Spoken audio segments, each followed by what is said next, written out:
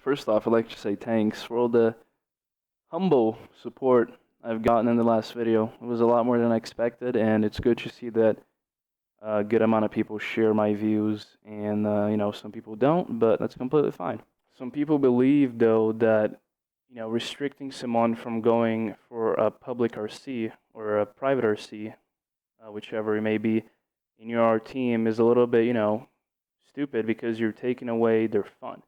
Like I explained in the last commentary, when you go for an RC, a public RC or a private RC, you're also taking the fun away from everyone else in the team that's trying to build it up. So, like I said, it's completely hypocritical and quite unfair for you to assume that you can just do whatever you want and, fuck everyone else in the team, fuck the reputation they're trying to build. Which is why I say, if you leave a team and go for another team, that's completely respectful, and that's it doesn't hurt anyone. You don't want to be in the team you're in, and you want an opportunity to join the other one. So why not make both ends meet? And another factor is that there might even be someone grinding, like completely just playing their ass off on Call of Duty to get in the position you have, and you're just completely taking it for granted, At the end of the day, it's Call of Duty, but when you bring a group of people together, it becomes more than that, You might not want to admit it, but when you're in a team, it's a group of friends. It's something you cherish to a point, And when someone that you don't even know comes in and fucks it up, it's a little bit irritating, and that's what makes leaders mad. And it's completely understandable why they're mad, But I think that besides all that, if you really want some exposure without going for a bigger team or whatever. You don't have to succumb to the cut comms, You don't have to make any cringy videos, Of course, those are just my opinions on the videos that some of these people are making, but you can try to stand out in your own team. Some good examples of this are Escol, XCL, Chai, Luigi back in UAG4. When Luigi had 10 clips in UAG4, everyone recognized who he was, It's about being someone big in your own team that makes you more important. Because if you look at it, if you're a team with 1K subs and you have that one guy that's like crazy and everyone's telling him, oh man, you should join a bigger team, blah, blah, blah.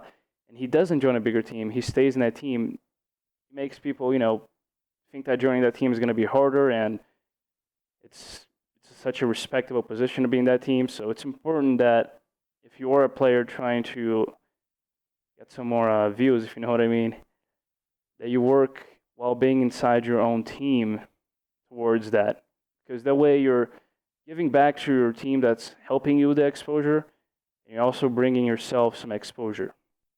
I think the most important part, though, about teams now and before, my commentary might have been a little bit outdated. I probably should have made that a couple of years ago, but I think the message still stands. It's the same thing. Things haven't really changed that much from back then, except more people are going for different teams now, which is, oh well. But I think the most important thing in every team is consistency. Some teams are excluded from this, of course, because, everything they release, even if it's like one video a month, is crazy. A good example of that would be Raw in 2013 and 2014. They didn't care about consistency. They were just releasing videos, and other videos are really good. And on the opposite spectrum, Exalt in 2014 and 2015 as well was a really consistent team, just releasing team Tages weekly, good quality team Tages. That might be because I'm biased, but I like to think that a lot of people think that as well. Some other teams are also pretty consistent with their content. I want to say Omega and the F, those two teams are always pretty consistent. And that's how you really show your viewers that you're a good team. It's not just about the consistency either. It's about the quality of the consistency. And to be honest, all that just really comes around in a circle, because when you think about it, when your team is releasing consistent content, right? Imagine your team releases a team Taj every 2 weeks. And every 2 weeks, there's a different player in that team Taj, and a player that was in the past team Taj is gone. that matters as well.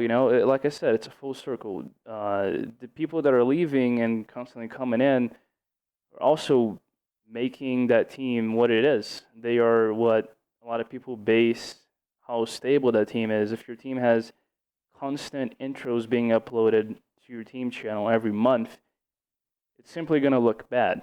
But that's what a lot of small teams have to do because a lot of their players are constantly coming in and out, which is why I have a lot of respect for some of the smaller teams that don't just go on a crazy recruiting spree. They could easily pick up a lot of people that are just starting out and need a team, but some of those teams decide to really work on their reputation over having a specific clip in a team tag, or having someone that's crazy but is not going to be as loyal.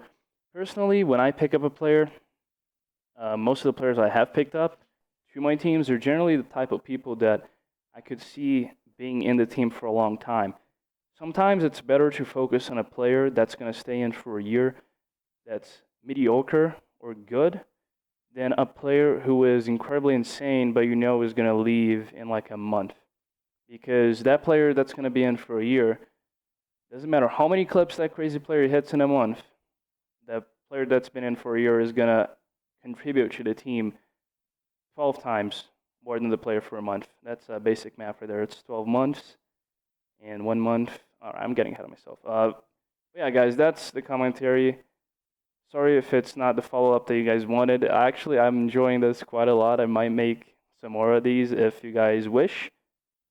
And that's about it. As always, you're free to voice your opinions in the comments, and I will reply to them if they pique my interest. And that's about it, guys. Really, thank you for the support in the last commentary. I did not expect that many people commenting and, liking the video. So it was definitely a pleasant surprise to see all the support it got.